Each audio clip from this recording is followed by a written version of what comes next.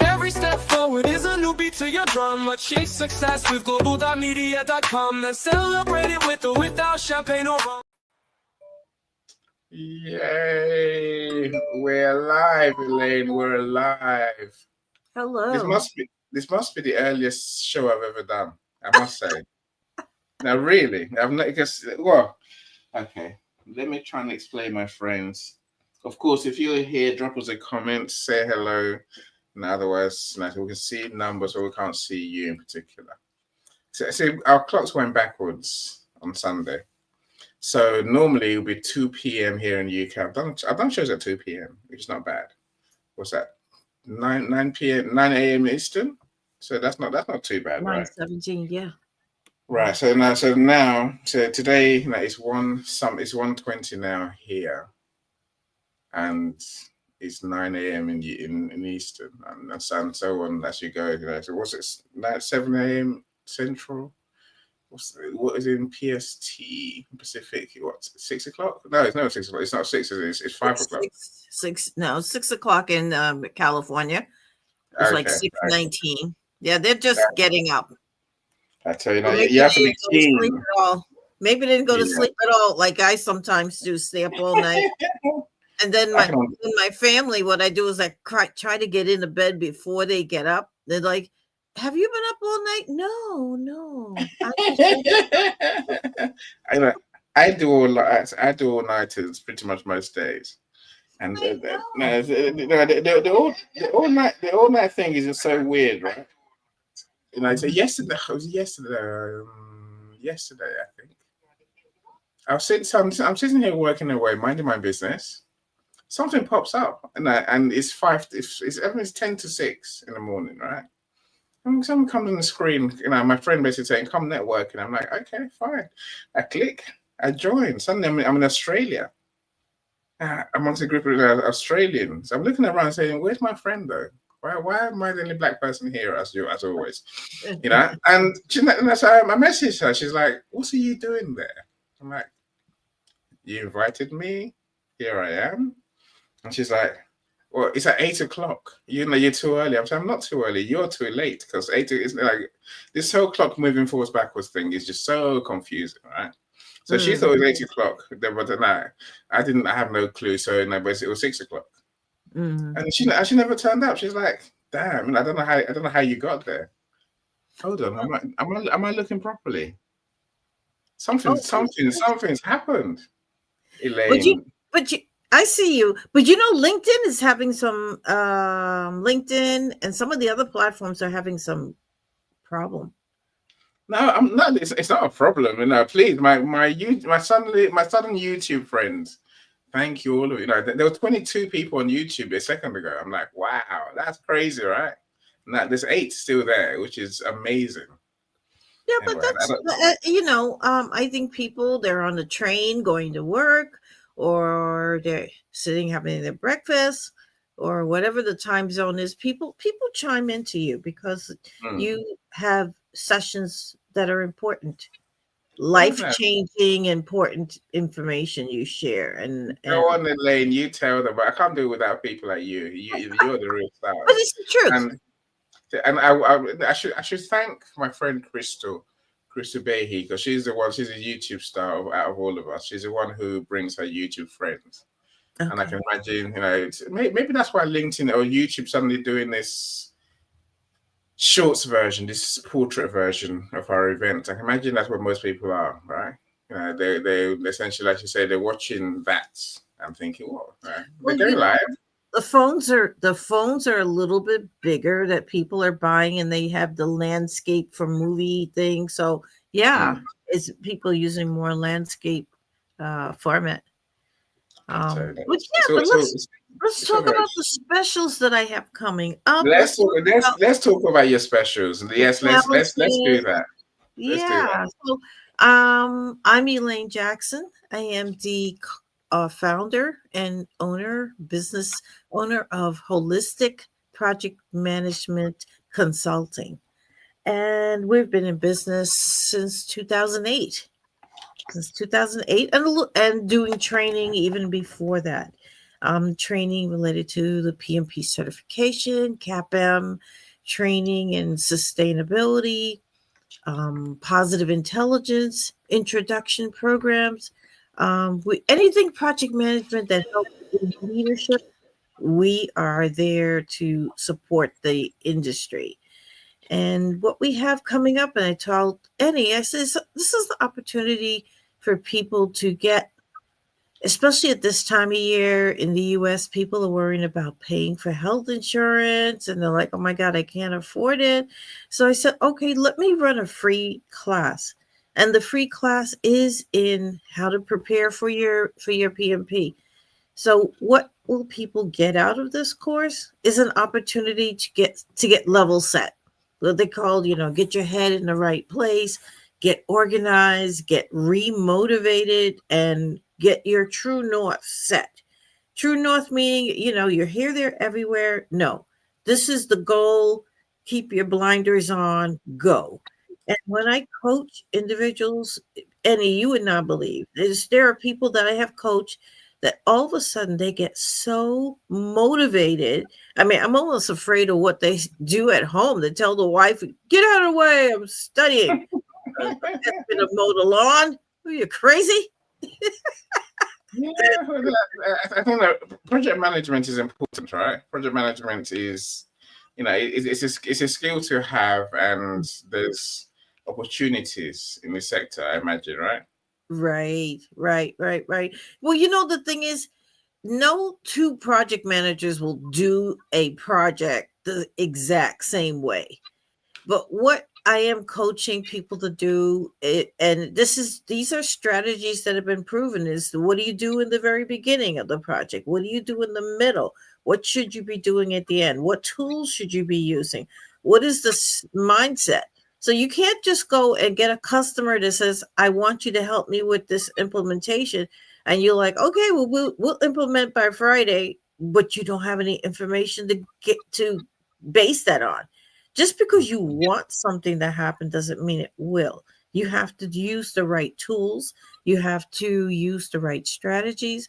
You have to really be about how are you communicating with your customer so that the customer actually is in the loop of knowing a status, every phase, every step by step, what's going on. If you're not giving the customer progress notes, even if something went wrong, you still have to, as a project manager, give that information to the customer so that this way the customer can make a decision as to whether they want to continue with the project. Do they want to put more money into it? If it's going well, they may even want to give you a bonus on top of that. Sometimes customers are like, oh my God, I'm so happy. Here's something for you. And you open the envelope and there's like a Amazon gift card in there. I mean, that happened to me. And I was like, should I take it? Don't take it. Is it a take it? Never say no. Never say no to a gift, right? No, but see, the thing is, we have to be careful as project managers that it's not seen as a bribe. Like, here, take this, but don't tell anybody of the bad things we did to make this thing happen. Is it a bribe or is it really a gift? It's a gift. It's a gift. As project managers, we always have to think, wait a minute. Is this, if I take it, we have more contracts coming up. So if you're in the middle of more contracts, I would say don't take it. Is it at the very end of the project and everybody's crying and laughing and celebrating, and then they say, here's a gift for you? It's a gift because you're now outside the realm of having to give them deliverables. But if you're in the middle of the project and they say, hey, I have a little something for you. See, when it's a bribe, it comes like sneaky. Here, they look behind the back. Don't tell anybody, but here's a gift for you. I'm like, whoa, wait a minute, So your gut tells you. I agree with that. It's wrong. But you know what? All of my students in a class about 3 years ago, we had this ethics class, and I presented the same case to them. many of them were millennials, and they were like, take the money and run. Yeah, it was, and down the road as you go. I said, are you guys thinking? They're like, think about what? I want that money. I'm like, you gotta think. You gotta think. You know? I think, well, it's someone's, someone is truly appreciative, then I think I said take it, because otherwise it's almost rude not to, right? But I see what you're saying about how it's rude not to take a bribe. it can look like bribery. It's rude not to take the money, not to take someone's gratitude. Because you know what? Too, right? I think as an American, we never think, oh, it's rude. It's like when you go to somebody's house and they can't cook and the house looks a little dirty and they're like, can I cook? Can I fix you anything? No, thank you. Oh, I just ate. I'm so full. Meanwhile, you're starving. Oh no, not here. I can't eat here. No, not from you. But I like you, but not eating your food. Yeah, but I think like, look, getting back to our point, I think almost everything is a project, right? I think now, and when I look at my work, I look at it like a project, because there is a beginning, there's engaging the client, there's a contracting phase, and then there's a planning phase, and then there's, I guess the doing phase, which can involve several people, my subcontractors, for example, my editors, my cover designer, and everything has to be planned, with intention, and then delivered. Yeah, of course. Right. In the process, we experience complexities of humans, changing our idea, wanting to increase the scope, wanting to, I guess we're trying to control the plan and the deliverables. Well, if you look at all the interviews you've done, right? All the interviews you've done, it always starts out with that little thing jiggling on the screen. So you want to do an intro. I'm like, oh my God, there he goes with that thing again.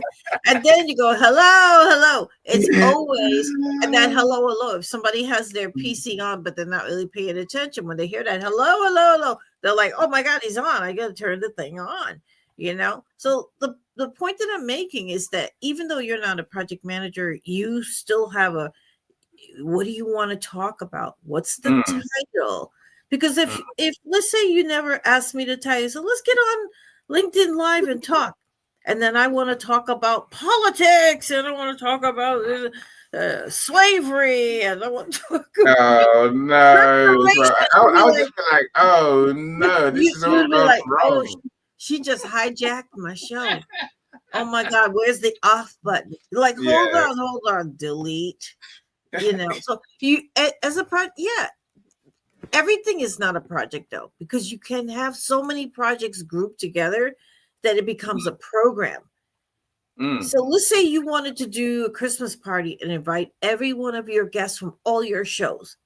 And that Christmas party would actually be a program, because you're going back, pulling clips from each of the shows, talking to each of those individuals, having them say something like, Feliz Navidad, Merry Christmas, or whatever. The thing is, it would be much bigger, but it's coordinated, but it's bigger. So there are more moving pieces. Where'd you go, Annie? My dog opened the door and came in. I sent it back out today. Oh, right. Poor, you didn't spank the doggy. No, let's not talk about spanking doggies. I didn't touch him. I merely spoke to him. Ted's quite sensible. Ted is an old man, so he understands. Oh, Ted! Oh, one day we'll have a dog show and everybody bring their dogs on the camera. So, welcome, Lisa. You say previously live, but you can see we're live now. No? Yes? No?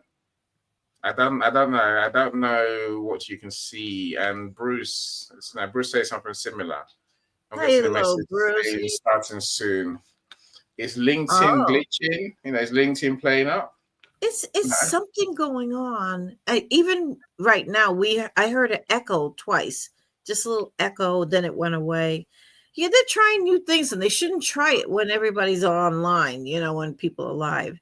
But thank you, everybody, for coming on the call. Looking for engagement on why some individuals wait to the last minute on important things. I know it's scary to take a chance on yourself, but if you want a company to take a chance on you, like, hey, we're going to promote you, you should know the information. You should feel like this company's trusting me not to make them lose market share, not to make them lose their footing on this new release of this great product. So I need to know every step of the way what I'm doing. I need to be in sync with my team so that when we say, hey, what are let's have a small stand-up meeting, you don't say, what's a stand-up meeting?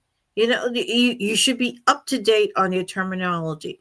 So in most agile projects, they have this thing where they meet daily and they quickly say, what have you accomplished? What are you doing today? What are you doing tomorrow? It's just a quick, what are some of the problems and issues that you ran into with the work you said you were going to do yesterday? Did you get it done? What is planned for today? Do we have to change the plans for today? And then what are you planning to achieve for tomorrow? So when you look at those three things, there's a lot more in there. But as a project manager, you don't want to have your team confused. You certainly don't want to have the customer confused. So you want to make the information look very simple. Look, they're just doing these three things, but end up behind the scenes, there's like a million things going on. It's so funny, I told someone the other day, I said, I realize it's so true that I think like a chess player in everything that I do. If somebody says, hey, I want you to meet my friend, they work on Wall Street. I can make connections. I can do this.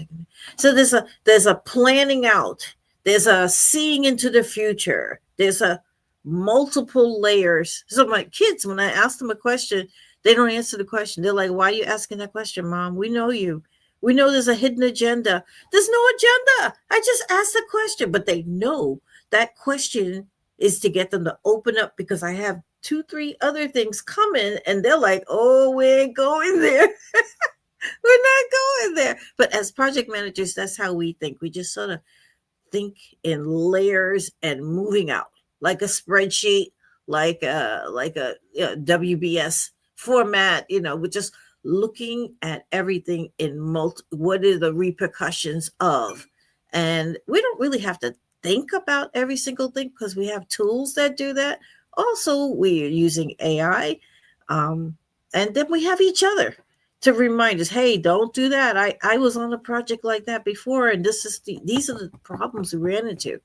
So your team members work together. You don't work in a silo. You work together for the purpose of successfully finishing the project. I like that. Mary, let me welcome you as well, because I see you on my LinkedIn, but not on my StreamYard, which is rather what it is. But we'll go, we'll live. As long as you can hear us and the others can hear us as well, then I'll take it, right? Thanks. So look, a couple of weeks ago, a friend of mine, Caroline, she messaged me. She said that she's about to do her PMP exam and she's very, very nervous. Literally, she was petrified. Of course, I said, no, let me connect you with Dr. Elaine because she knows project management inside out. I do. I'm not a doctor, but yes, I do know project management inside out. I sleep project management sometimes. Sometimes I wake up so tired because I've been working on problems in my sleep. That's so crazy. That is crazy. How did you stop? Stay awake. Stay awake, do the work, and then go to sleep. That's what I do. Yeah, but when as a project manager, if things are not done, you sometimes ruminate on it, and like a cow. It goes into one stomach and then goes to the next. The point is that you feel like, oh my God, this thing is just not done. I can't figure a solution. And sometime in your sleep, I've actually solved math problems in my sleep. And I wake up, I'm like, I know the answer. And I'm like, that is sad. Yeah. That's when somebody has not gone on a cruise in a long time. That's the kind of brain they have.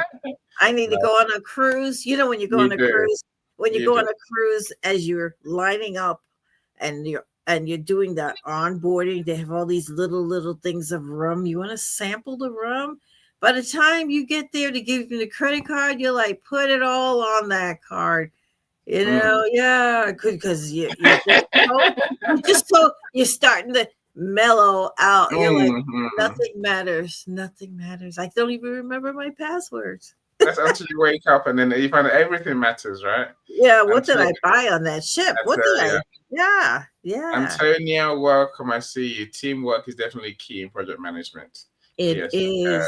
It is. It is. But when you have somebody on your team that number one doesn't know the language or know the knowledge that's needed to interact, it's important to get that person up to speed as quickly as possible.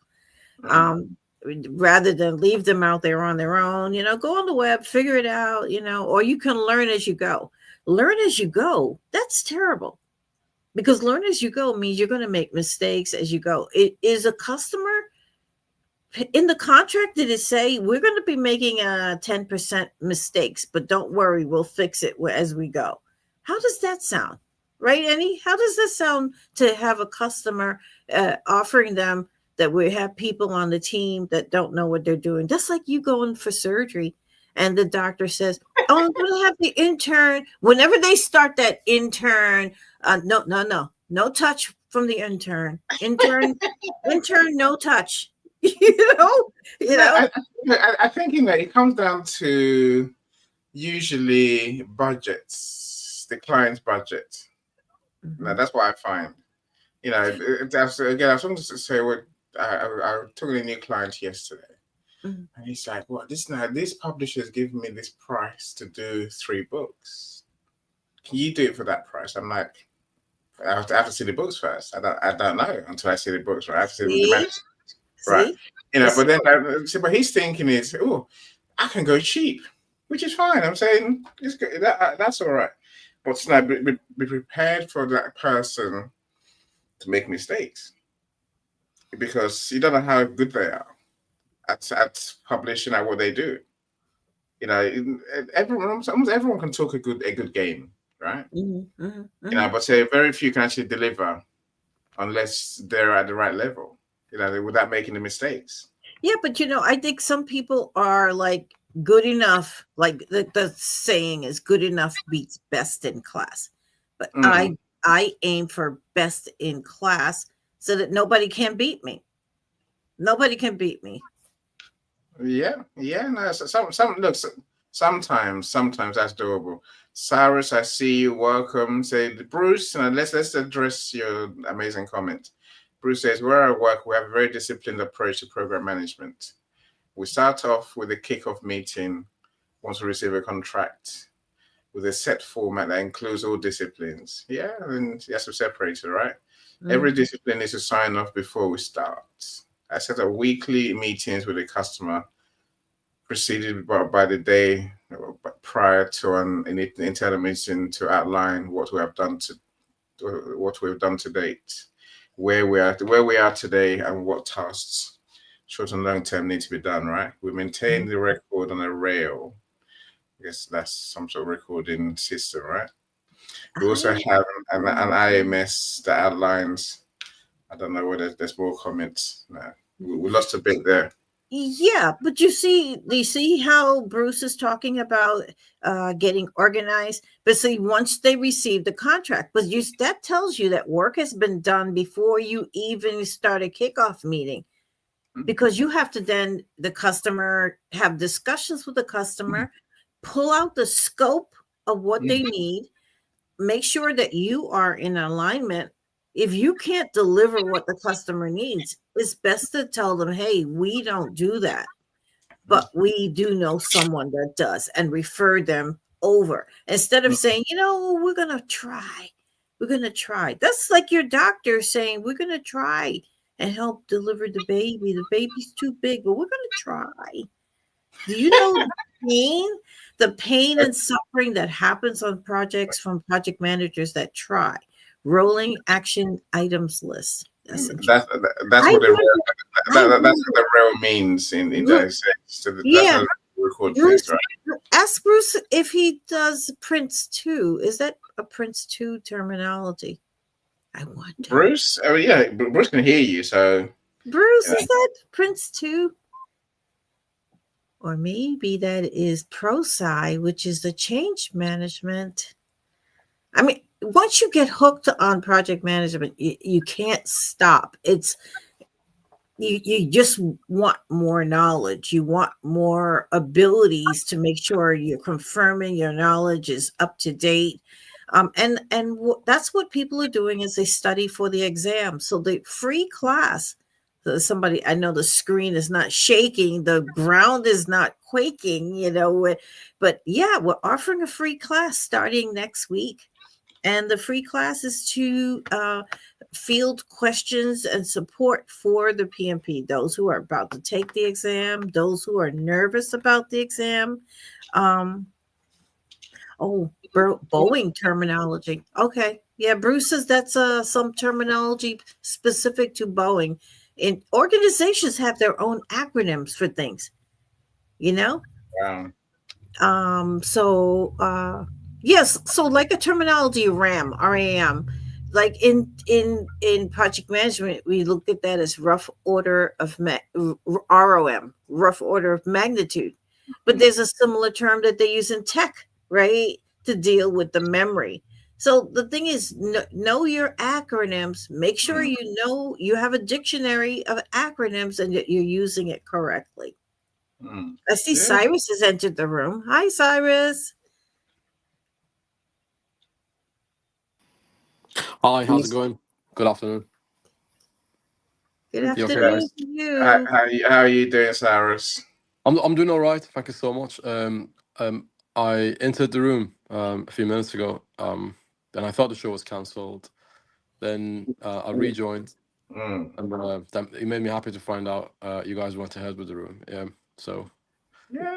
mean, I was debating whether I would do it at 3 a.m, so 9 p.m. Eastern rather than being 9 a.m. Eastern. But we're here. Yeah. We're here, and I could not do it for the finale. Say this is the earliest we've ever been for us.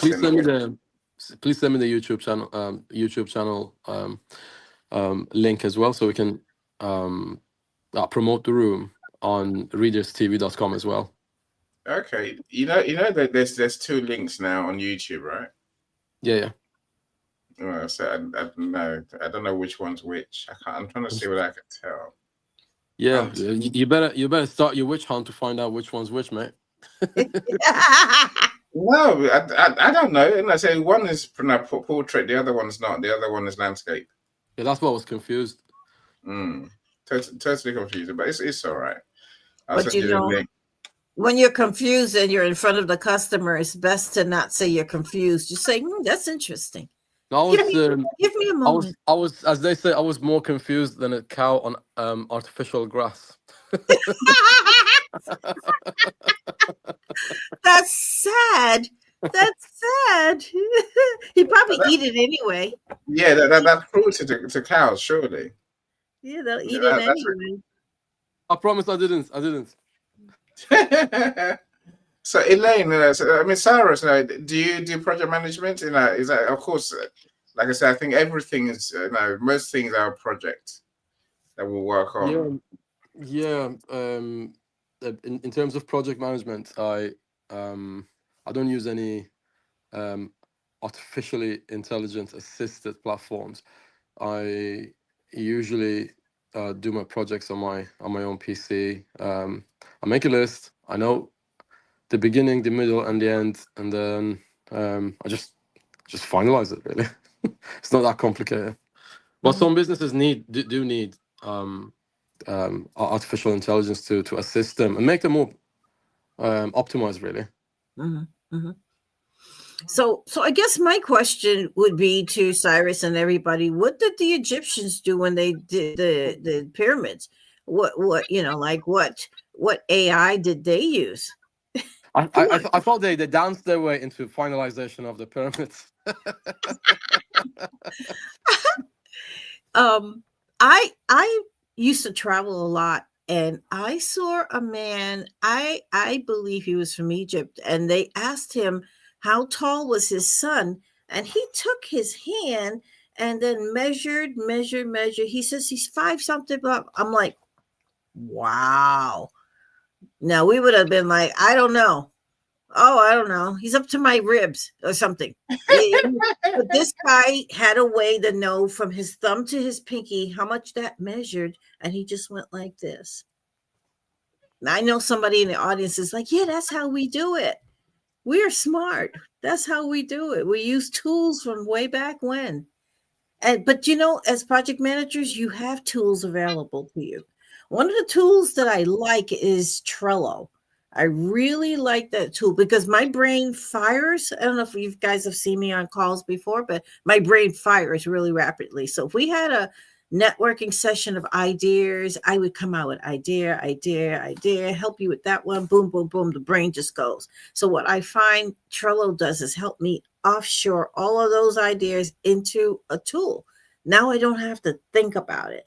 Now I don't have to say, I have to remember, what was that thing I was thinking about? Every time I get an idea, I take it and throw it in the Trello. Then I can take those ideas and then bring it to another card to say, okay, I'm working on these ideas, but these are the ones that are simmering.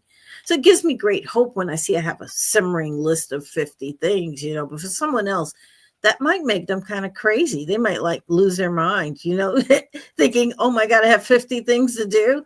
As project managers, we know that list is just constantly, as we do, more stuff comes at the end. But we also prioritize what is most important here and now. And as we move the project along, are we getting rid of that list? Because we shouldn't have on the list all these extra things that have nothing to do with the project, right?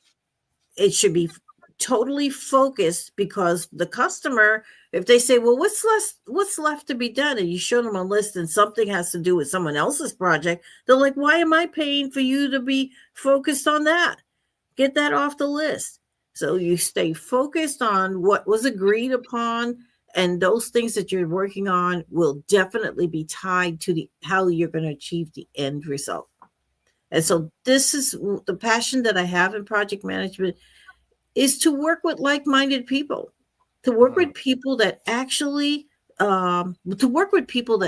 see the benefit of doing things in an organized way. We're talking the same language. We're rowing the boat. Somebody's not rowing backwards as everybody's rowing forward, and we're all in sync. I've been on projects where people weren't in sync, and it's like you sit there like this. Oh my God. Oh my God. Oh my God. We're going to go over the edge. This is not going to work. And I see a lot of people jumping into the room. Hello, Mr. Calm, Michael Calm. Hello. So what questions do you have related to the PMP, to the exam? The exam is almost 4 hours. It used to be 4 hours. They shaved off 15 minutes, but there was some other things that happened. They shaved off the 15 minutes, so you have less time to really achieve what you need. But the bottom line, if you're doing the right things, the first 107 questions or so, if you do the right thing, you've passed by the time you've answered 107 questions. There's 200. So The thing is getting the process in place, getting your head in the right place, being calm and centered and focused on what is most important for learning and preparing for that exam. How was your first PMP exam, Ms. Elaine? How was the exam? It was scary. It's scary. It is scary because I believe most of the people that take that exam, they've lived life a little bit. So they're at a point in their life, they're not going to decide, oh, I think I'll go to medical school. Oh, I think I'll be a lawyer. No, those boats have come and sailed. So you're now here at a point where I'm going to be able to make a lot of money. I'm going to be able to help a lot of people, but I've got to go through these hurdles of these different certifications. And it's scary because you don't want to fail. But once you give up that fear, it's like, okay, if I fail, I'm going to stay grounded, review what I did wrong. I now see what's in the test. Let me clean up my act and go back in. You have to pay more money to retake the test, but the bottom line, the mindset is I'm going back in. I'm going for my PMP. When my students, they call me the morning that they're doing their test and they want a little motivation, and I motivate them. Remember this, remember that. Don't do this. Make sure you take a bathroom break and do this and do that. And then I'm like, go get that PMP. They're like, yeah, I'm gonna go get it. Just a rah, get in there. I mean, I wish I had money to travel so that every time my students were taking the exam, I would be outside. How are you? Good. How are you? Don't come out without that PMP. You go in there and get it. Get it for the team. I should have been a football coach. Any questions? That sounds interesting. Mr. Comp, have you taken certification exams? No. Yes, when I was younger. Oh, okay. Okay. When I had to get an avionics technical certification. Okay. That was the first time. Okay. And I failed Okay. the first time. Mm-hmm. And I had to go back in and take it again. Mm-hmm. Second time I passed. But, it was daunting the first time. And the second time it was just as daunting.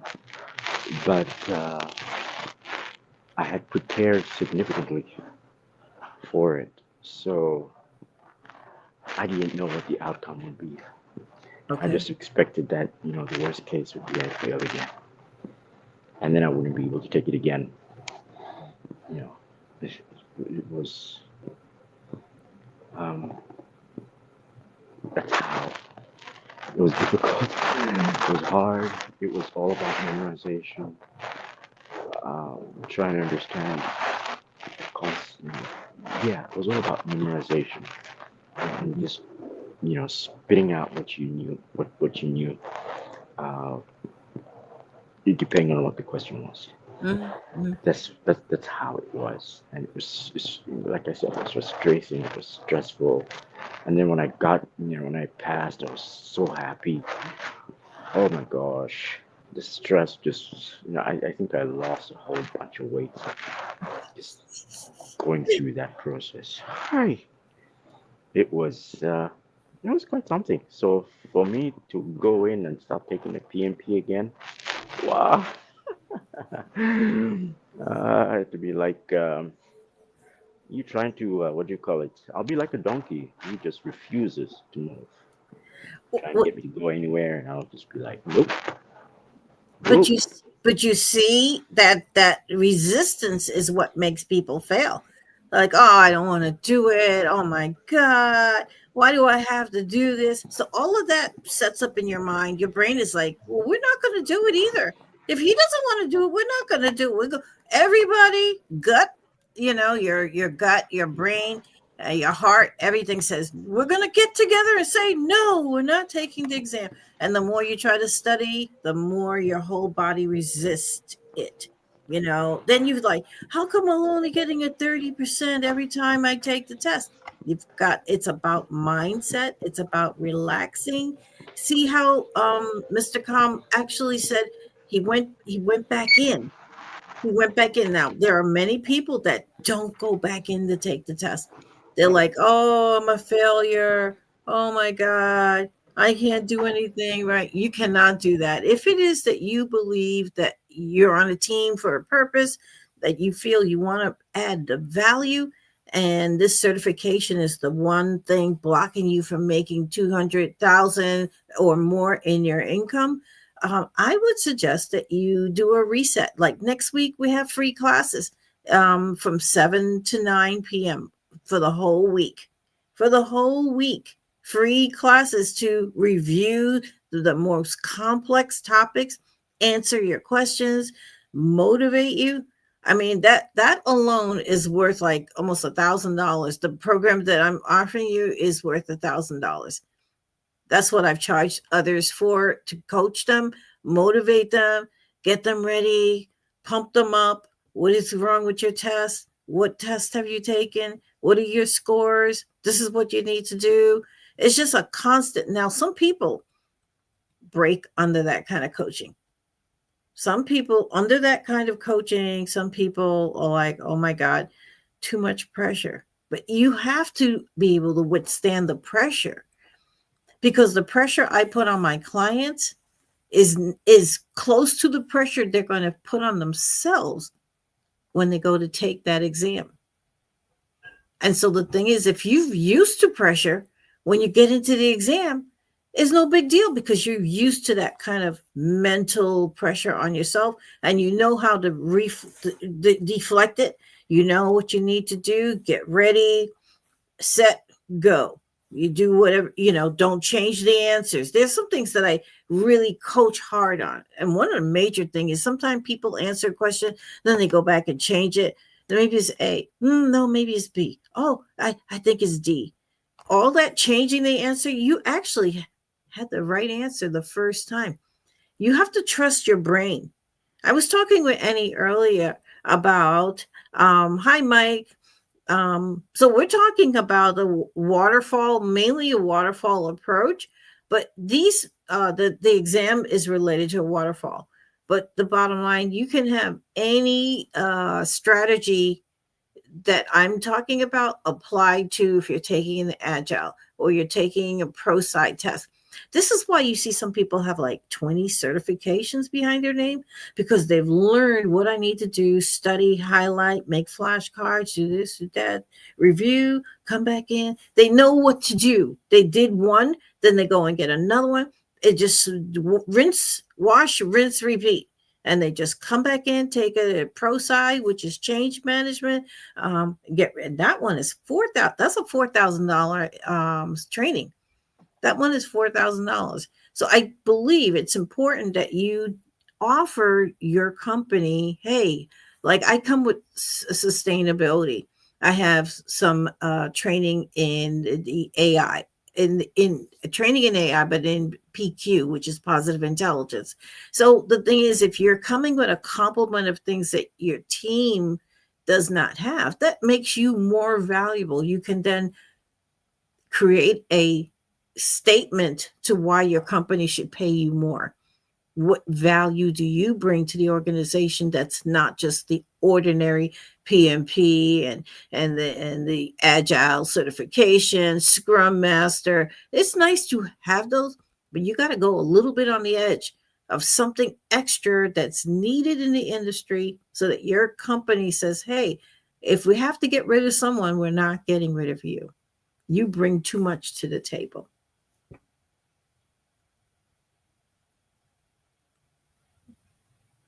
I can't hear you.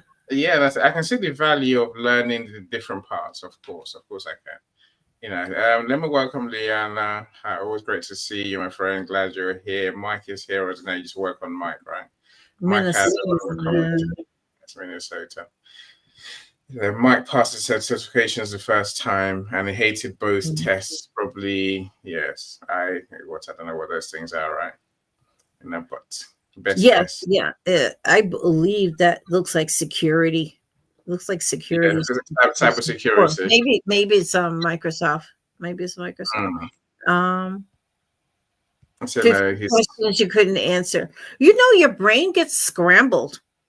You ever been somewhere under so much pressure that somebody asks you a question that you should know and you can't answer because your brain is just like, you can't even line. Like if a police walked up to you and he had his gun drawn, like, what's your name?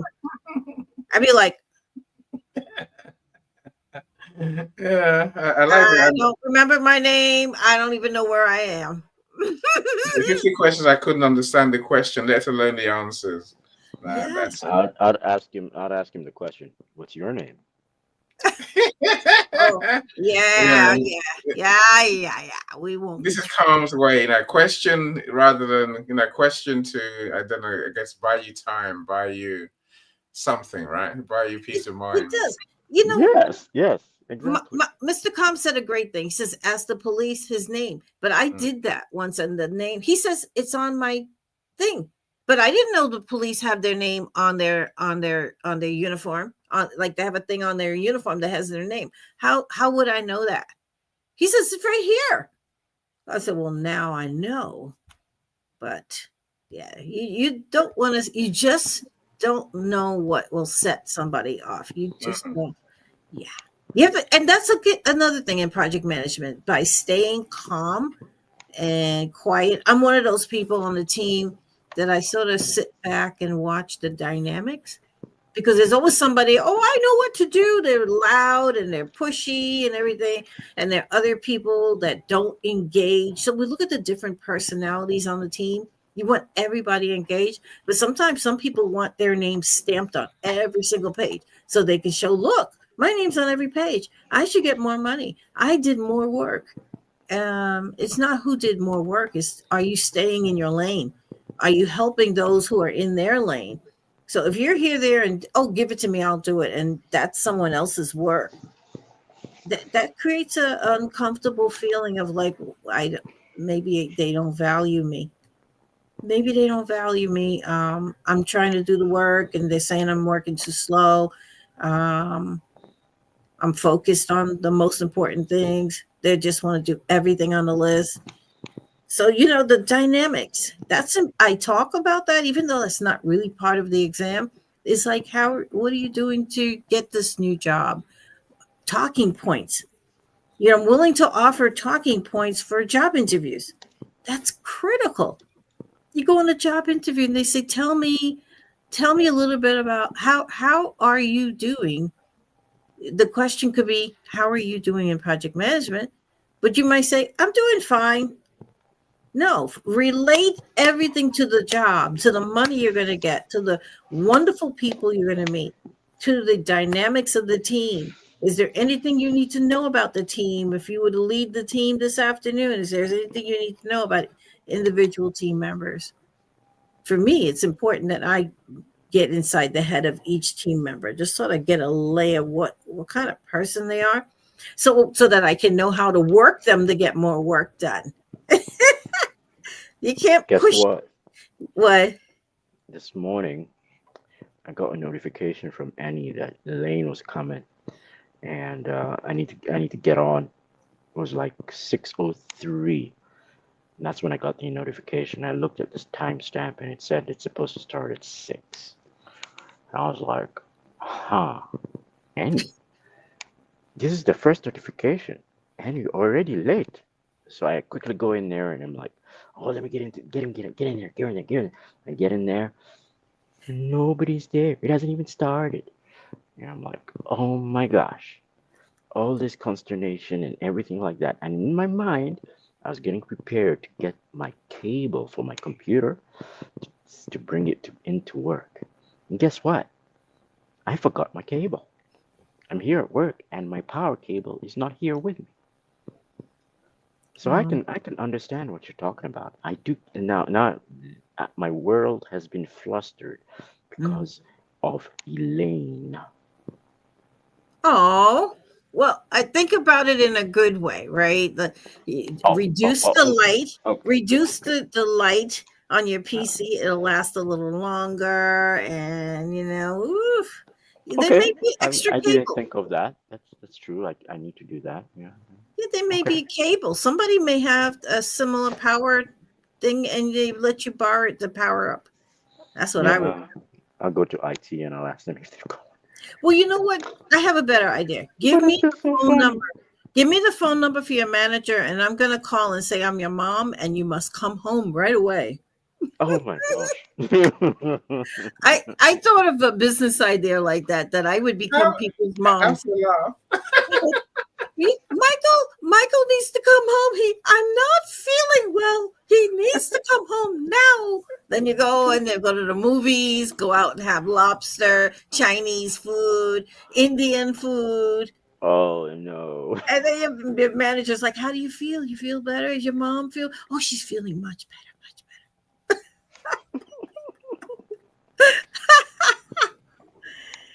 I've offered so many of my clients, you want me to pretend to be your mom and call your manager? No, that's not going to work.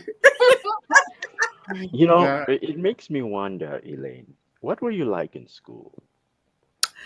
I was, that's a good point that you make. So in school, when I was little, even, oh my God, even in college, right? The report would be, she's a great student, but she talks a lot. So I want to caution anybody listening to this. If you have a child or a niece, a stepchild, and they talk a lot, let them talk, because they might be a radio talk show host. They might be someone running a TV station. They may be someone who's giving great speeches. You never know. Some of the talks they have so much in their head, they're just bringing it out. So don't tell, I'm from a generation where they told kids, sit down. Kids should be seen and not heard. That's wrong. That's so wrong. If you have a child that likes to talk, entertain them. What are you talking about? Oh my God, how did you ever think of that? Encourage it rather than stifle it, because some people, I think Oprah Winfrey was very talkative and then she had a trauma in her life. No, it was Maya Angelou, and she stopped talking for years. Just stopped. And they worried about her. And then look how she ended up being a world-class speaker. So it's important that, I was a person that run, talk, and chat with people. Always have something to say. And, yeah. Excellent. I would think that Cyrus would love this when you said children should be, so it should be children should be heard and not seen, something like that. No, heard. Yeah. Children should be seen but not heard, which means when you come in a room, don't get into adult people conversations. Now, I know now you bring a child into a room or they go somewhere and adults are talking, they'll get right into conversation. I'm from a generation where adults would have turned around and says, and who was talking to you? Sit down, get a book, make yourself busy, don't get in trouble, and keep your mouth shut. That's the generation that I grew up in, which is so different than the generations now. Well, But the generations now don't talk. They'll literally sit there for hours and say nothing. Well, if they better, or else the or else was not pleasant. And then you don't want to be shamed. The confusion that the way we treat our children can cause them confusion. I just want to invite you to focus on this part. For the first 3 years, you teach your child how to talk and how to walk, and then the following 3 years, you tell them to shut up and sit down. So that causes them confusion, right? It's ironic, isn't it? So I think balance will do the job. True, but children in my generation, we knew when the parents say something, that's it. But the children now will give a lot of back talk. They're like, no, you're not going to spank me because I have power. I can make a phone call. I can tell somebody and you'll be in big trouble. So kids now. Don't tell them why I say that. Mike, I was a bit like you. I didn't talk. I was seen, but I wasn't heard. But Mike always says, everyone wants to be seen, heard, and valued. So that's another short of it, right? It's true. It's true. And that's what you can achieve having the PMP.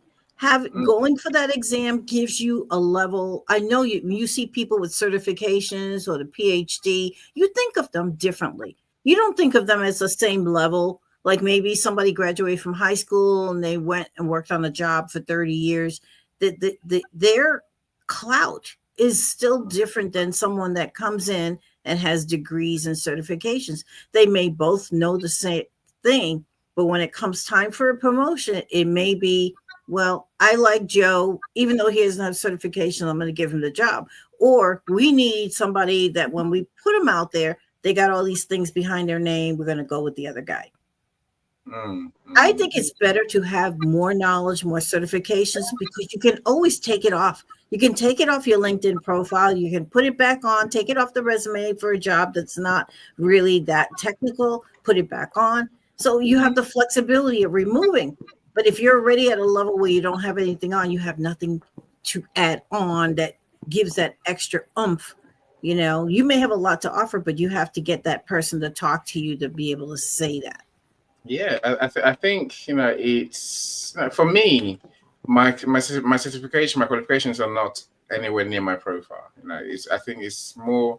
No, I agree with you, Mike. You know, it's what you know, it's what's within. I think partly, you know, when you do the courses and learn and become a better person at doing that, you know, you are respectful, you can engage, and you're part of generating solutions, right?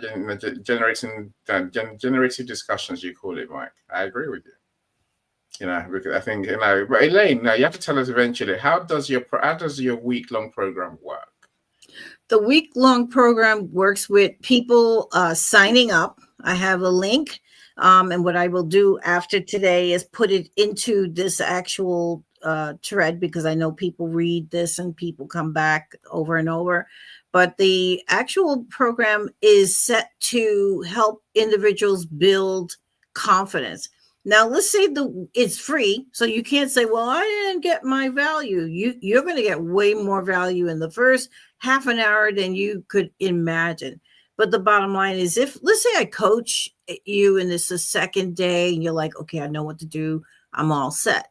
But if you were smart, you would come to all 5 sessions, because I'm not saying the same thing each session. I'm covering how to handle changes on the project. What are the terminologies?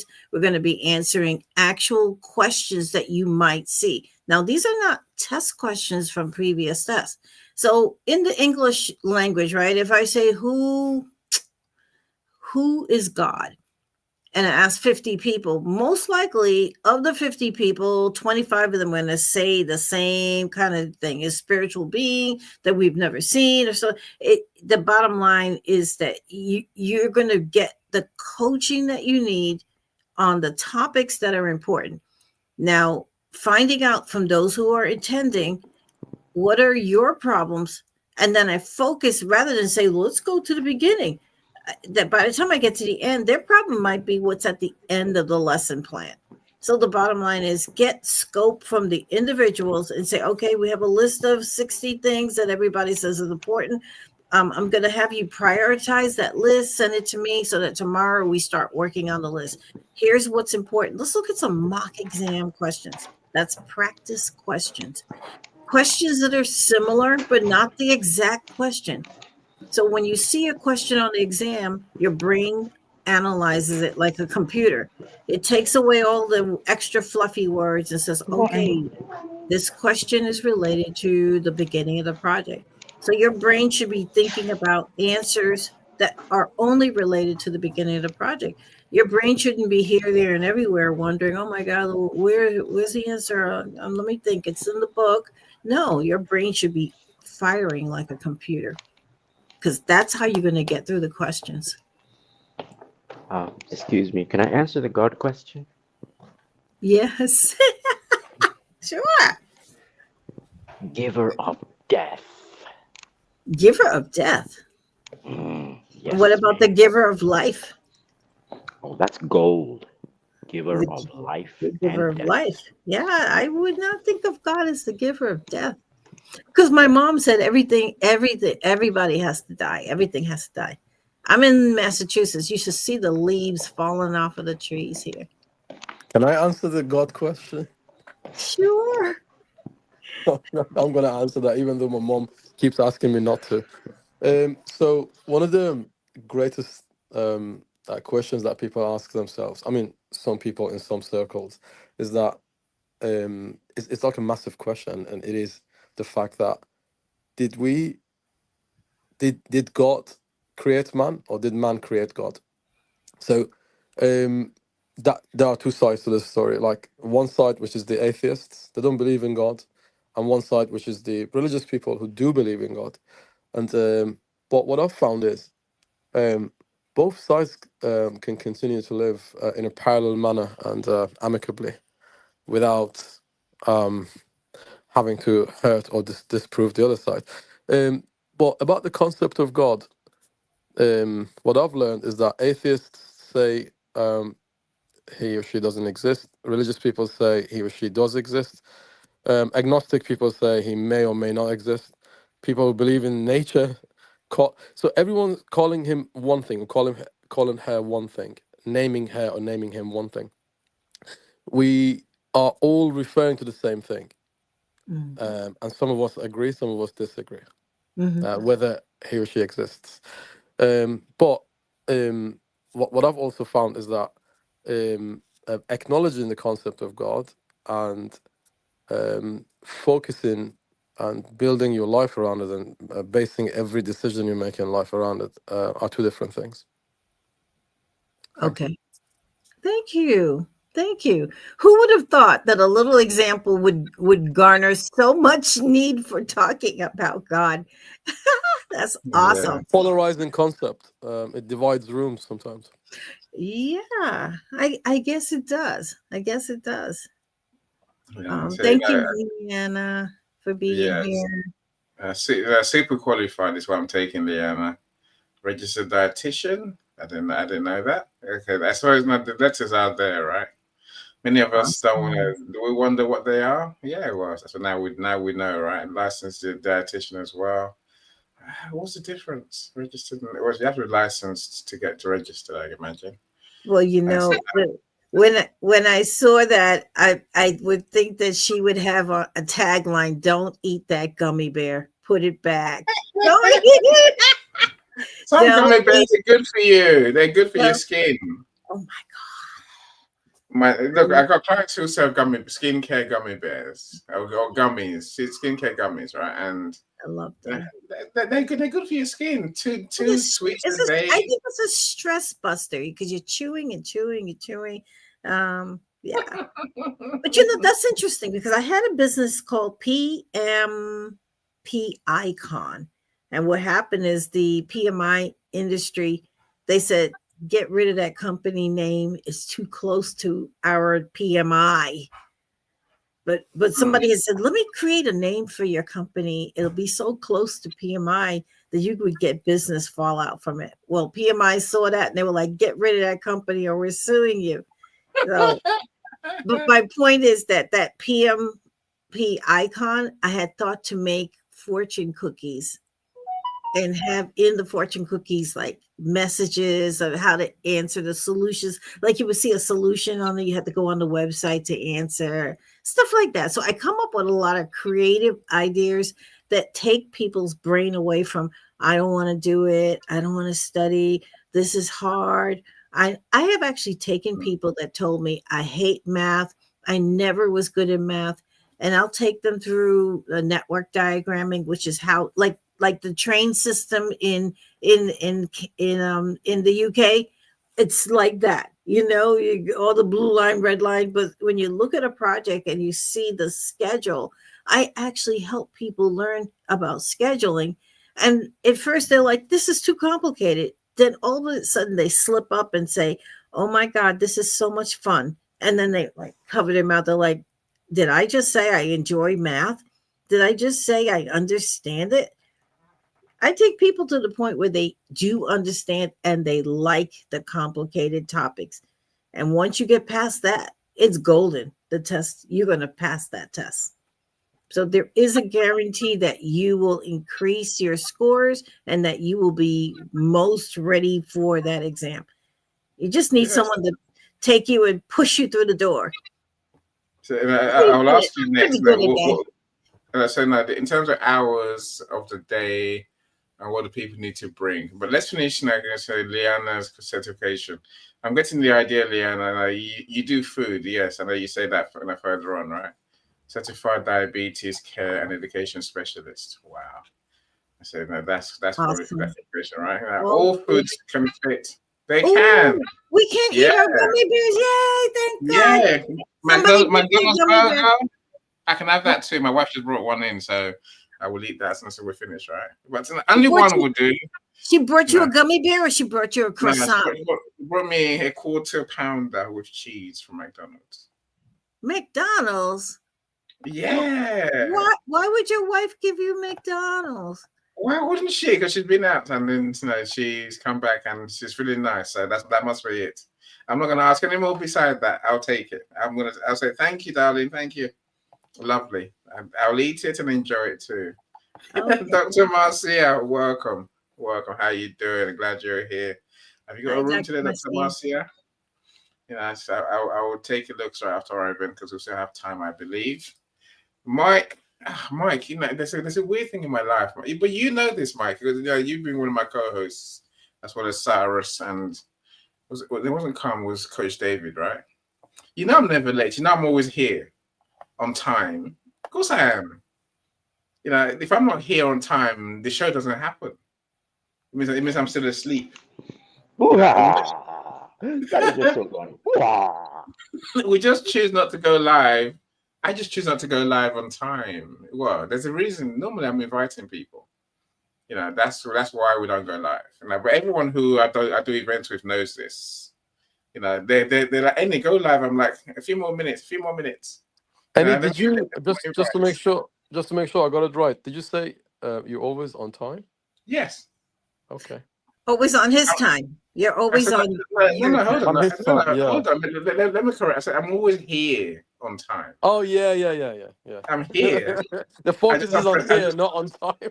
I just don't press a button to go live at the time. Oh, that's many true. Respect. That's true. Of course it's true. Yeah. Yeah, you're sometimes fashionably late. Any. It's not fashionably late. It's functionally late. I think that's what I'm looking for. I would rather have an audience and some speakers than not have an audience of speakers. I say, if I went live every time on time, I would not have as many speakers. I prioritize sending those invites out. When Elaine came into the room, I was like, I'm sending invites out. And she's sitting there going, can we go live now? I'm like, a few more invites, a few more. When I get to a place, once I've got through my WhatsApp list, I'm happier. That's when I normally say, let's go live, because without that, I guess my friends don't turn up primarily. And I go to my LinkedIn friends after that as well. So let's go. Sorry. Yeah, I wanted to find out how people would feel if they had a coach in their pocket, that they had to take an important exam. Do you feel it's important that I put this 1 week program out there? Obviously, those who are here see the value. Let's talk about that. Should a coach go the extra mile to make sure people in our industry gets the training they need, no matter what the sacrifice? So the sacrifice is, I got a scholarship from a friend who has a university, and I said, I'm going to invite about 50 people to take this free course. And so she says, well, what's the catch? Well, there really isn't any catch, because I really get a high from training people, seeing them pass their exam. So many people who have done my training have actually gone on and got PhDs. One of them started a university. One of them is a key trainer at a university in Detroit. I mean, when I look at the successes that I feel I'm responsible for in some small way, it gives me pleasure. So it's important that I can say, okay, I didn't go to medical school, but I helped like 500 people get their PMP. I trained over 10,000 people. So it helps me feel like I've added value in this world, rather than saying, oh, I didn't help anybody, I didn't do anything. I believe we're here for a reason. And whether you believe in God or not, and you look at all the good things in this world, it didn't happen by mistake. Mistakes don't look good. Mistakes are things you do in the kitchen and you're like, I'll eat it anyway, but I'm not going to serve it to the guests. Okay. Well, I think, Elaine, people became aware of the concept of purpose way before the concept of God was created, or discovered or whatever. And my honest assessment of the presentation so far is obviously it's a pleasure, and it's the first time I've met you. My honest assessment of the situation is that the first thing, I'm saying this as a brand creator, the first thing that comes to the customer's mind, or the prospect's mind, should I say, is whether I need it. So whether I need it or not. So just to give you an example, I can go around the corner and talk to my valet, air quotes, expert, and just say to them, can you wash my car with carbonated water? Or are you going to wash it with normal water today? So it's just a matter of overkill to have a certificate or not sometimes, right? Because your business still is capable of going on without the certificate. But it's really how the certificate is positioned to the customer, how you put it to the customer. So in my honest and humble view, and humble opinion, qualifying in the customer's head, qualifying whether they need it or not, is going to increase your signups, because when the customer listens to you, when the customer comes to the show, they still wonder. They shouldn't have that. They shouldn't have that wonder, because that's an extra hurdle they don't need and you don't need. So they're still wondering whether they need it or not. So in terms of answering your question, do you guys need a coach in your pocket? The answer is definitely yes, because who's out there who doesn't need a coach and a guide when they need one, when they want one, right? So if you contemplating creating an app, definitely go for it, because I see a lot of potential in this idea, and we all know when you're walking in the jungle, having a gun when you need it is better than the other way around, right? So having a gun when you don't need it is better than needing a gun when you don't have it, right? So having that app is going to be that gun. It's going to be that ammo that people are going to need in their whatever discipline they are in. I mean, predominantly for people whose livelihood depends on being hired by companies who value such certificates. On the flip side of it, there are companies who are not really bothered. As long as the job is done, right, they are satisfied. And we are going towards a world where pragmatism is of significance. So people want the job done, right? So especially after COVID, nobody cares where you're working, right? You can be working from home, you can work in with a company, as long as you get the job done, right? But also, I agree with your point as well. There are those names after the person's, or those letters and there's those titles after the person's name could sometimes open a door. Honestly, I've never cared for those titles and names after the person's name, because the way I assess the person is whether they can do the job or not. So because I'm a podcaster and a brand creator, and either you got it or you ain't got it. That's the way I assess the situation. So and you could have lots of letters after your name, but when a recruiter is assessing you, you hopefully pass their test, and it is you, just like Carm mentioned, this is within you. It is what's within you who's going to pass the test or fail it, and those names are going to increase the chances of you getting hired. But it's not the be all and end all. in my humble opinion. Thank you. I Elaine. appreciate that.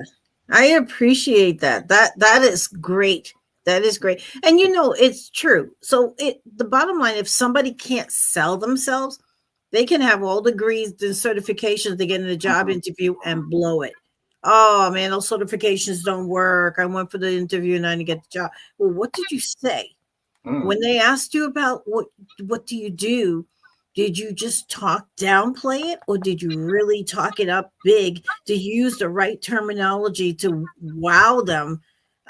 You know, so the bottom line, some of the coaching will be on job interview skills and support on what to say when I have a book with the 50 top questions that project managers interact with on for job interviews. So we'll be covering some of those information from that book. Just so that people know if you're talking about an agile project, what are the terms you should be talking about? If you're applying for an agile job and you're not speaking the right terminology, chances are you're not going to get the job because you sound too generic. You sound like you don't know what you're doing. Yeah. Look, let me welcome America. America made the best comment today, which I have to put it on the screen and revel in the truth of it all, right? Any deserves his own time zone. I agree, America. There's any time. And we all live by any time, right? It's an amazing thing. Then we get that's a business idea, Ben and Annie, that you create this time zone. You create this time zone that's like you start the meeting at 3:22 or 3:33. Yeah, my friend. Don't do 666 though. No 666. Any your time zone is 17 minutes different. Yes. It can be later, to be fair. Coach K, welcome. I see you. Coach K says a lot of people don't appreciate free stuff, Elaine, in terms of your free training, right? There are some who do, but you drain yourself. So but you know that's okay. I'm gonna record it and then I'll turn around and sell that product. And so they'll be like, could I? No, but see, the Kimberly makes a good point. They don't want it free, but they want it free when they ask for it free. If I offer it free, no, but can I have it free? They want me to say yes. It's almost like a dating, like a dance and a dating thing. Yeah. You want it? You don't want it? You come over here. I like that. I really like that.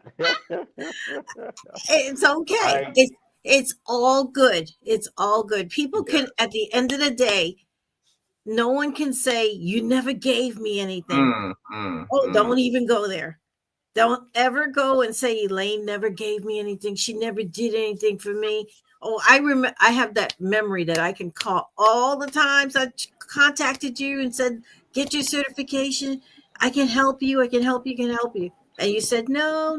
And now what happens is people who say no, they're like, I'm doing pretty good. And then next thing you know, the job just says, "Look, we're getting rid of you." Then they're like, "Oh my God, I need that certification. I need it like yesterday." But their brain can't process that much information to make it happen in 1 week. Your brain can't. So it is. You say life is good. Then your manager decides you get the certification or you're out of here. Then you're like angry because you're being made to do something you don't want to do. Or now they're saying, we're going to have to get rid of you because everybody on the team has certifications and stuff and you don't. And we're going for this grant and we can't have, you're the weak link in there. People who are qualified.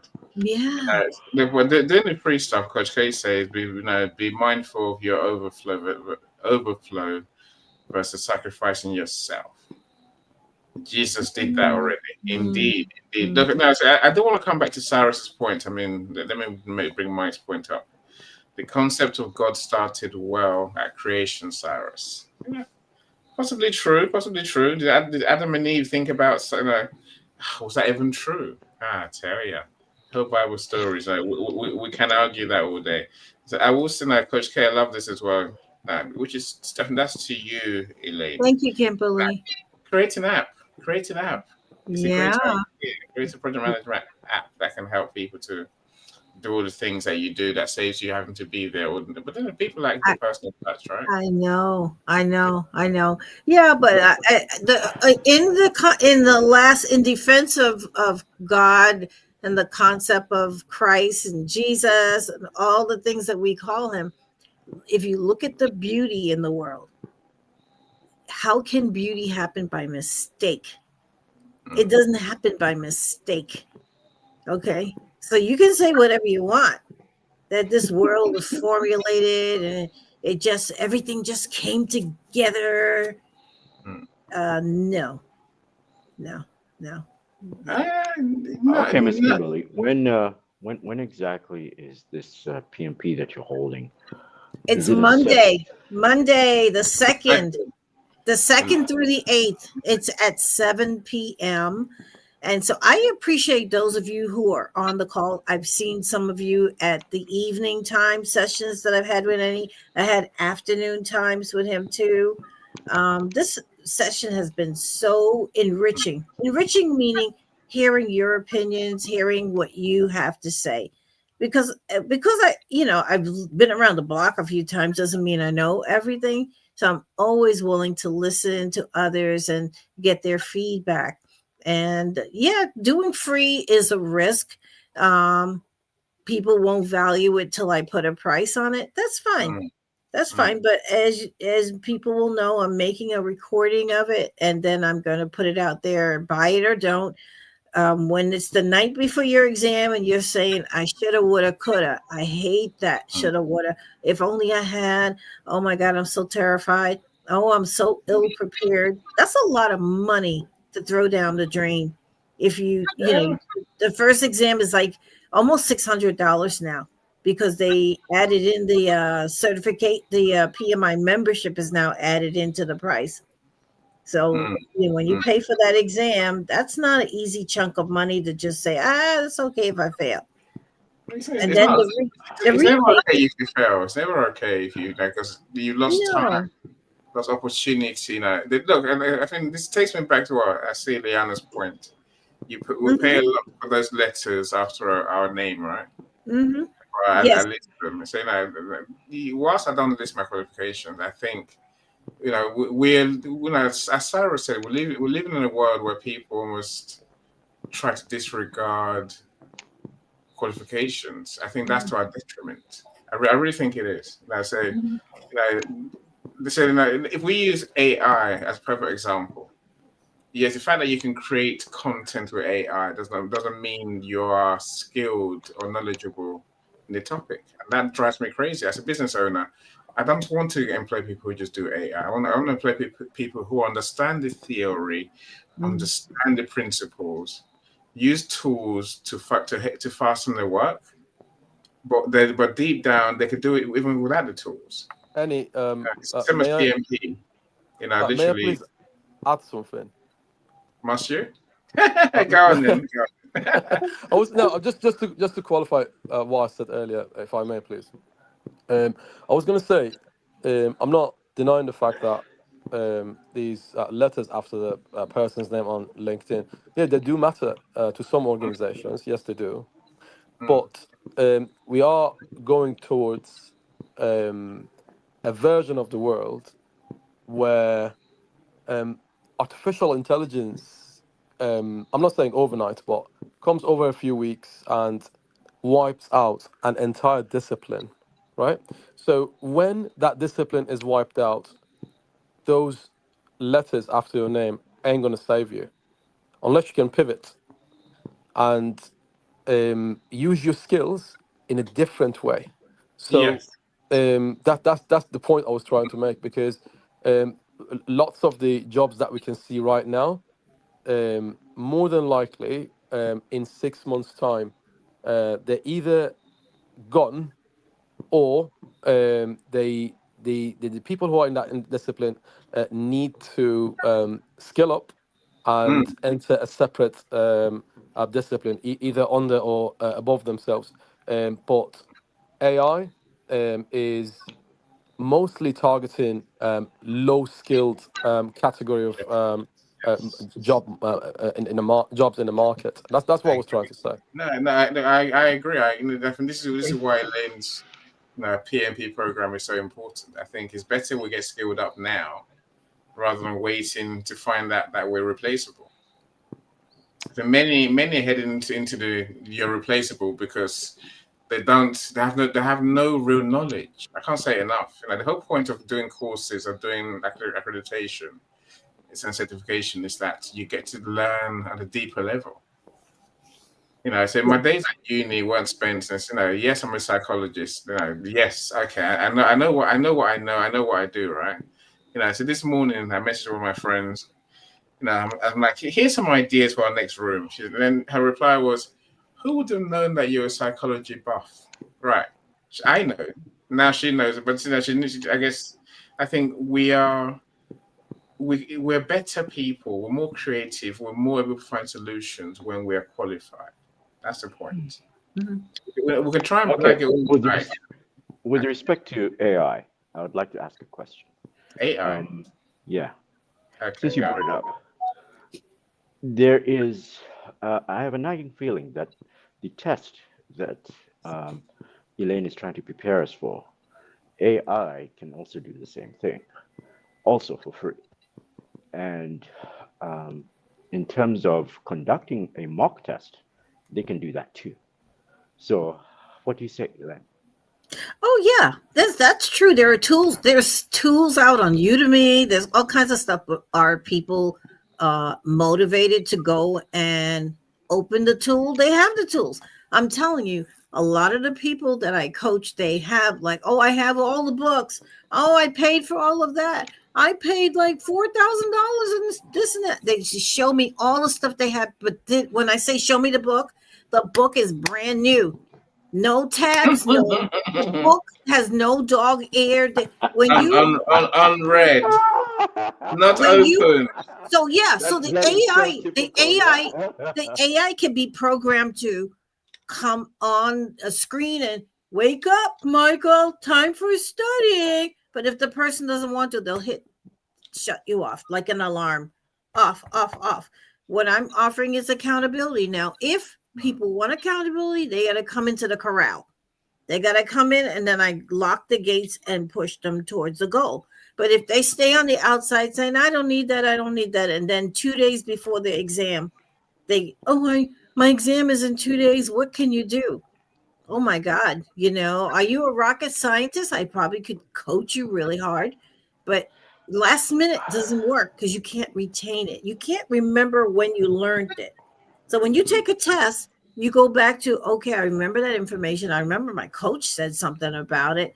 But if you're just memorizing, that is way too much information to try to memorize. The test is also based on how fast can you finish the test and not lose your mind. Well, the lose your mind is my part of it, It's like, he's laughing. Yeah, the bottom line is you need to stay calm. You need to be well-paced, and you need to be able to get a certain number of questions done per minute. Okay. Each question is like 1 minute, 12 seconds. And so if you take 5 minutes on one question, you now have to make it up somewhere in order to get back on track. So there's a timeline moving. And if you're over here, you got to start to speed it up to get over here. So the strategies that I think to teach is how to speed it up, how to stay ahead of the curve. And then at some point you line up with the curve. But you don't want to be where the timeline is here at question 75 and you're still at question 35. There's a point where you need to just walk away, because if it's at the halfway mark and you're still at the quarter mark for answering questions, you lose energy as you take these tests.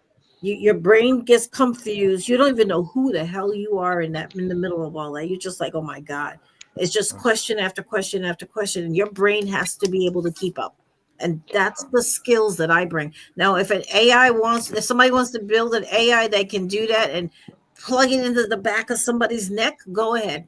Maybe that's what's coming. I'm sure Elon Musk wants to build that, but that will take time. He hasn't built it yet.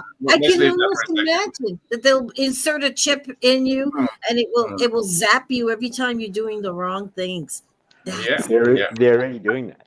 I like Hold on, Coach K. I'll send you the link to your DMs if you want to join us and share.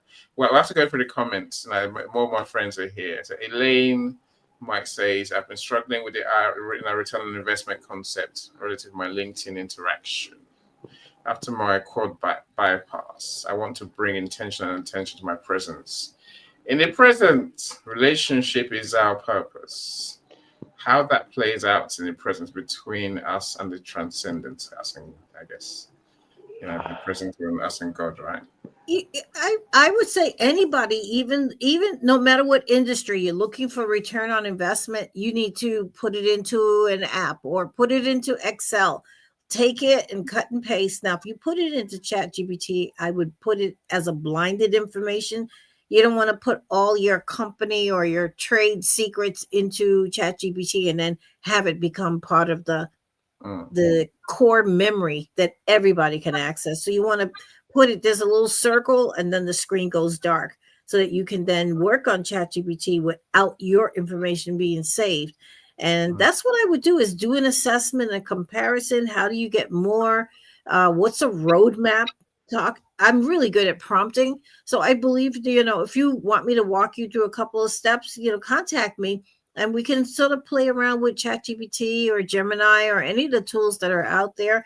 I'm part of an AI group and I have. Yeah, I almost forgot that you're an AI person. And I say, when me and Elaine met, I'm like, Elaine, stop all that AI stuff. She's like, no. Elaine, put me down for that. We thought about it. Okay, I'll call you in and call Cyrus in together, and we'll look at some prompts for helping. It wasn't Cyrus; it was Michael, wasn't it? Michael. Yeah, Mike. Mike that needed some help. It was Mike and Tom. I thought Mike was retired. Yeah, people don't know what they need till they need what you wanted to give them. And charge them for that, punish them for delaying. I know you didn't say that, Kimberly. I know you didn't say that. The first time is free. After that, my AI told me. My AI told me it told me, you know what? You are too nice. I'm like, AI told me that. My ChatGPT says you need to toughen up. You need to tell them what you're going to tell them and get that money. You're too nice. I'm like, oh. I said that too amazingly today. I'm like, why? Why would you give it free? But Coach K, you made your point. Because there's a strategy behind it. If I give it free, number one, it gives me a chance to interact with them and get to know what companies they work for. My purpose from now through 2026 is to work with corporations. So the only way I can get into a corporation is to, number one, someone needs to bring me in. Someone needs to say, hey, I found a professional speaker. I do professional presentations. I help people with public speaking. So what I'm looking for is individuals that will say, hey, come into my company and give us a presentation or a motivational talk or a keynote speaker, all of those kinds of things. They're step by step. So the only way to know people is to get them to know and like me. On LinkedIn, lots of people, they know and like me. But the bottom line, can you bring me into your company? Can you introduce me to your manager so I can do a talk for your team? So there's a method to the madness, and I don't look at it as a loss because I will be recording those sessions, and those sessions will be valuable to somebody who, like, last minute is hard to pull off. Last minute is hard because the person is not in the mindset to stay up all night. You would not believe the number of people tell me, I need my sleep. You need your sleep. I don't want to hear that. I'm your coach. Get up. Give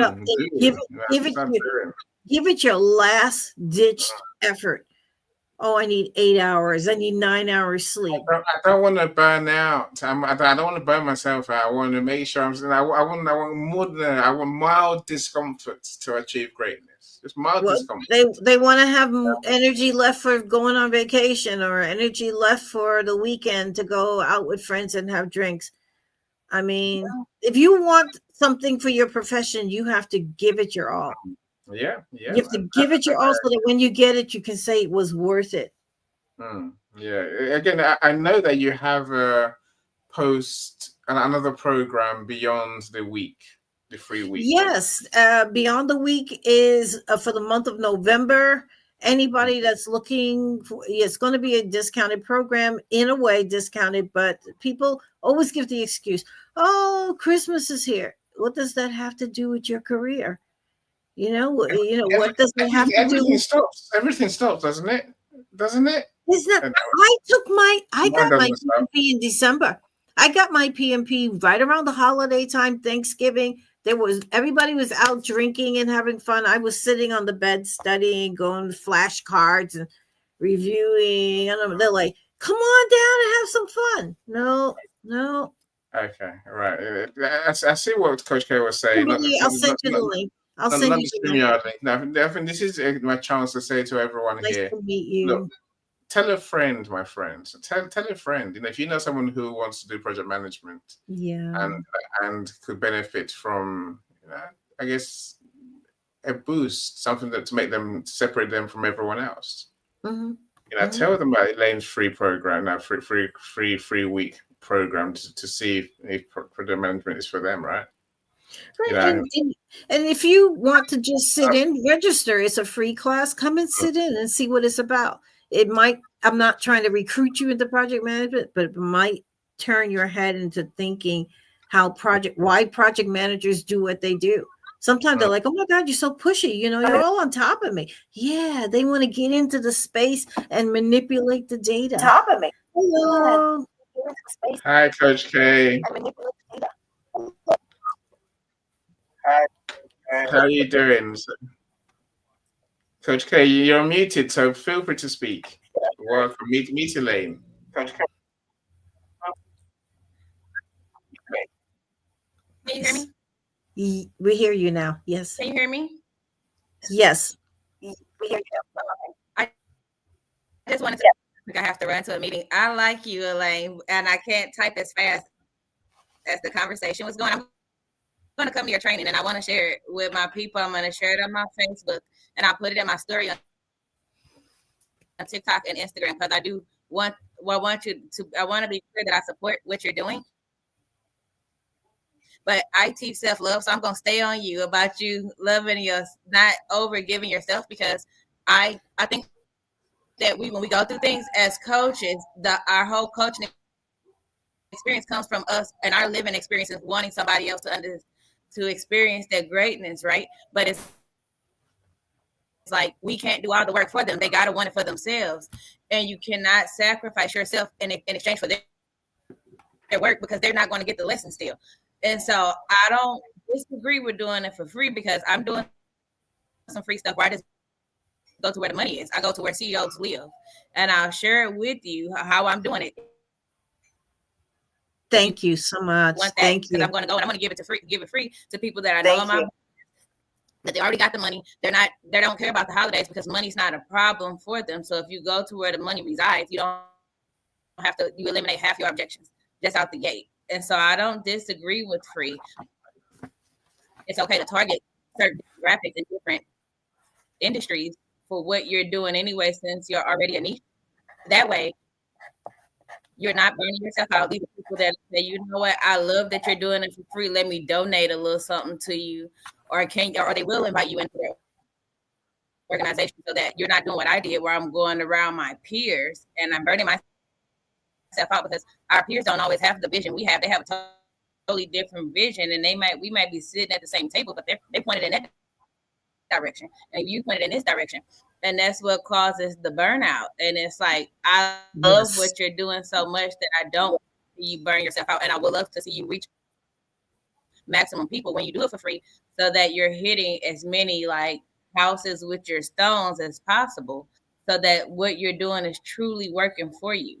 So I get everything you were saying, but my comments, they weren't linking up with how you were saying it. So I'm like, let me just come on and get this out my system so I don't blow this interview. Thank you so much. It's so nice to meet you. It's nice to meet you. I'll follow up with you. I promise. Do connect. Let's see. Elaine has many other crazy I say crazy. You know, she has a pay what you can afford. You know, service as well, which is rather great. I think it's great. But you know what? I offer to pay what you can afford, and someone says, "Can I give you $1?" Can you imagine this? But see, the thing is, people need to realize. Were you insulted, or were you? I didn't respond. I didn't respond to him. He's still waiting.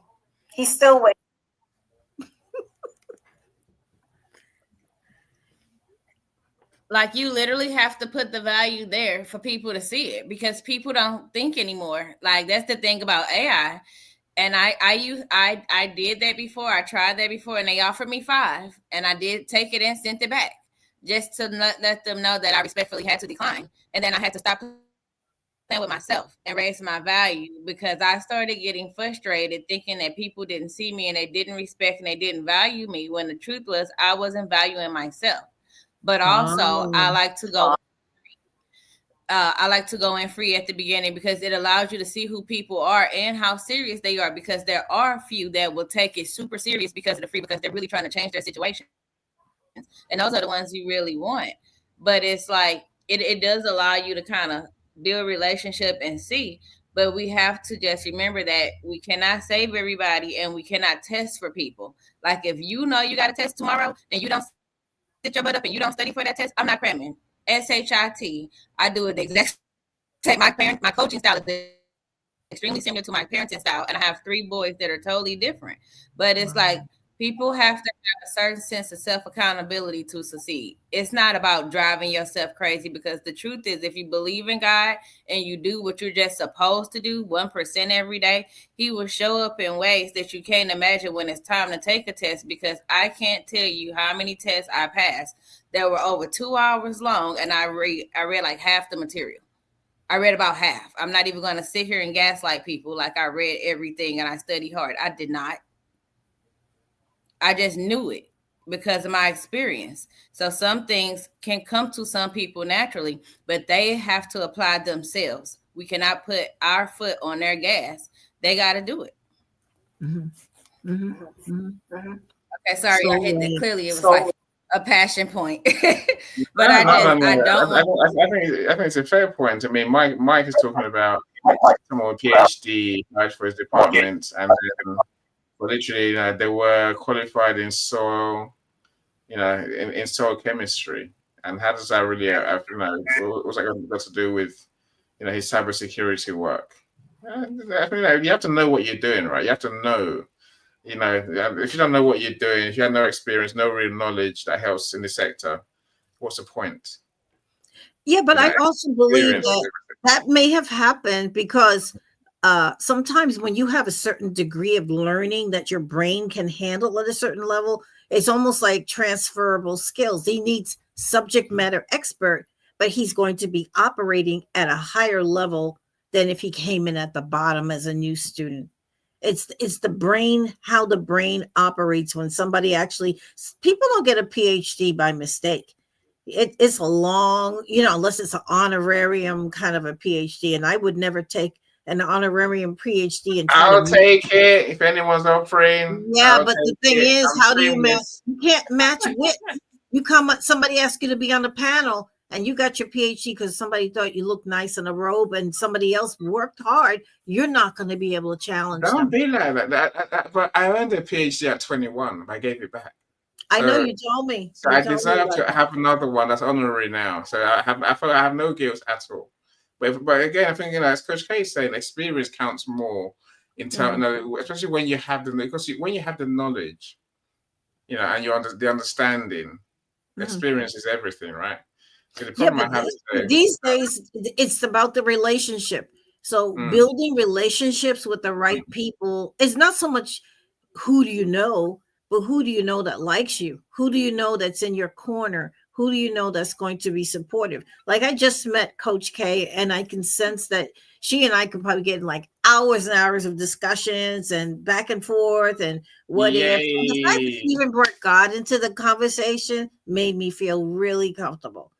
Yeah. You know, so thank you so much, Coach K. Hope we didn't make you late for your meeting. So Yeah. so I need to get Go. going. Yeah, we need to get going, don't you? Maybe one day I'll hold an all-day platform, and if people just come on and off. No need. No, I mean, you can do 4 hours max. You know. So, Hello. hello, Alvin. So we'll let you ask one quick question. It then does have to go. How are you doing, Alvin? I was about to put your comment up. Alvin, you're muted. You're muted.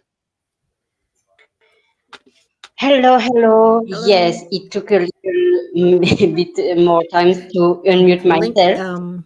To Bonjour, everyone. Alvin. Comment vas-tu? Je vais bien.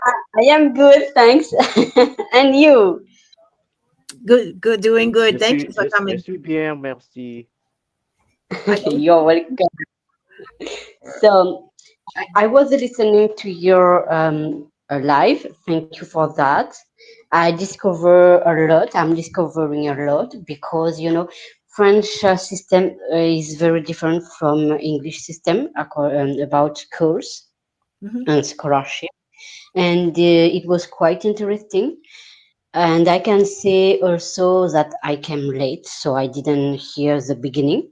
Anyway, thank you for your explanations. And I think we need to practice to put the effort, to put our heart into whatever we want to achieve, and to go wherever we want to go. That's my point for the beginning. So thank you for that. And yes, thank you, Annie, for inviting me too. And that's all for me. Always a joy. Always a joy. Thank you. Thank you. I think a quick recap before we, a quick recap, Elaine. That way, for those who joined late, they know what you're offering, and then we can go. How's that? Okay. So a quick recap. I'm Elaine Jackson. My company is Holistic Project Management Consulting. I have a host of certifications in project management, PMO. Also, my training is in positive intelligence, AI, sustainability. This whole session today is to promote a free training for project managers next week, and it will be from 7 to 9 p.m. each day, Monday through Friday. And the purpose of that is to help project managers that are out there that just need a boost in the last point of being ready for their PMP certification.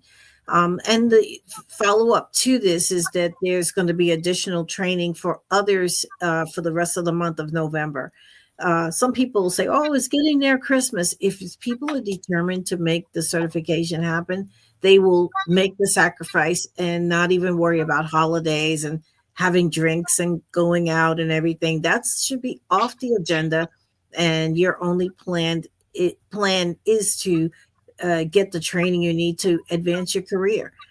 Now, there was some quick talk about, do you really need the certification? Well, if you don't need it, take it off the resume. If someone is intimidated by all your degrees, just leave one on. They don't need to know everything about you. But the issue is that when you need it, you have things to add on to your resume or onto your LinkedIn profile. You take them on and off as you see fit. But the bottom line, if you don't have it, you have nothing to add on when you need an extra bump to get someone to notice you. So the free training is next week. I'll put the link into the chat. When this call is ended, I'll put the link so you can register. Do register. It would be good to come to all 5 sessions, but come to 4 sessions, 3 sessions. I'm telling you, within the first 15 minutes with me, you will be captivated. That's my aim when I present, is to make sure that my audience is just totally getting what they need in order to move on to the next step in their career. So it is my pleasure to help project managers in this way. So thank you, Annie, for letting me present. And this engagement was really, really great. Super. I'd like to come for fun. Is that okay? Yeah. Yeah, of course. Look, you're welcome to come for fun. But I say also tell your friends, if they can benefit, bring them along. If anyone who wants to join for fun, join. What Elaine Dean says is that she's a Toastmasters trainer as well. So her presenting skills are second to none. And she'll make you laugh, apparently. Yes. Apparently. She delights in making people laugh, with her training. So look, I'll put a link in the comments, and so do sign up, do go along. At the very least, connect with Elaine. If you struggle to connect with Elaine, send me a DM. I'll connect you in the group chat. Then you can start the conversation there. So, Coach K, that goes to you too as well. I know you have to go, Elaine, so I'm going to let you go. Thank you. Thank you. Have a great day and a great weekend, everybody. Okay, bye. I'm going to have me a nap. Bye, everyone. I tired you out. I'm sorry. Bye, everyone. Have a nice day. Talk to you later. Bye, everyone. Okay. Bye, everybody. Bye.